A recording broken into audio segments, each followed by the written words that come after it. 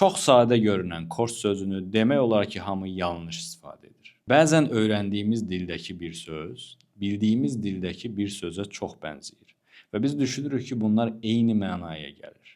Əgər mənalar fərqlidirsə və bu xəta yaradırsa, biz buna false friends deyirik. Bunlardan ən bəlalısı course sözüdür. Rus dilində dil və digər bacarıqların öyrənildiyi mərkəzlərə kurs deyilir. Biz də bu sözü bu mənasında çox yayğın şəkildə istifadə edirik.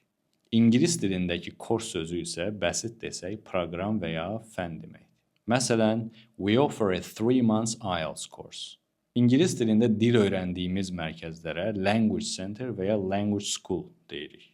Onları məkan olaraq kurs adlandırmaq yanlışdır. Məsələn, Time Academy is a language center which offers general English, pre-IELTS and IELTS courses. Başqa bildiyiniz false friends nümunələri varsa, rəy bölməsinə yazın, seriyanı davam etdirək, səhvlərimizi azaldaq.